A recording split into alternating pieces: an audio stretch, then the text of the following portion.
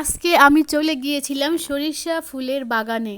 সরিষা ফুলগুলো দেখতে অনেক সুন্দর লাগতেছিল। সরিষা ফুল দেখে হঠাৎ করে আমার সরিষা ফুলের বড়া খেতে মন চাইতেছিল।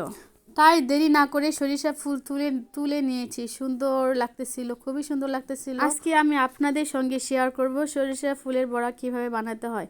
প্রথমে সরিষা ফুল ক্ষেত থেকে তুলে নিয়েছি, এরপর সুন্দর করে কুচি কুচি কেটে ধুয়ে নিয়েছি। সুন্দর করে ধুয়ে নিয়েছি, ভালো করে ধুয়ে নিতে হবে, কারণ অনেক জীবাণু থাকতে পারে, বা যেহেতু বনের মধ্যে থাকে ময়লাও থাকতে পারে। এরপর আমি সবগুলো সুন্দর করে মশলা দিয়ে মাখিয়ে নিয়েছি। মশলা বলতে হচ্ছে মানে সব ধরনের মশলা দিয়ে দিয়েছি এখানে।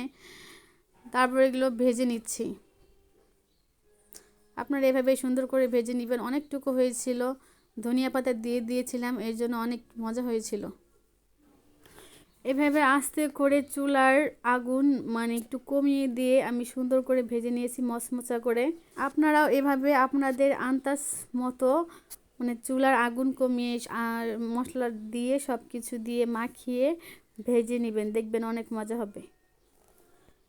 এরপর আমি এগুলো এক এক করে ভেজে নিচ্ছিলাম। অনেকগুলো হয়েছিল। ভেজে নেওয়ার পর আমি খেতেও বসে গিয়েছি।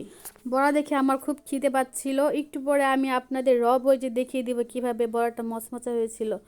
আপনারা বাসায় নিয়ে খাবেন, দেখবেন অনেক মজা হবে, অনেক টেস্টি হবে। এটি হচ্ছে অনেক স্বাস্থ্যকরী একটা বড়া দেখে আমার খুব খিদে পাচ্ছিল। একটু পরে আমি আপনাদের ভেজে দেখিয়ে দিব কিভাবে বড়াটা মচমচা হয়েছিল। আপনারা বাসায় নিয়ে খাবেন, দেখবেন অনেক মজা হবে, অনেক টেস্টি হবে। এটি হচ্ছে অনেক স্বাস্থ্যকরী একটা। আজকের ব্লগটা এ পর্যন্তই। আল্লাহ হাফেজ সবাইকে। আসসালামু আলাইকুম।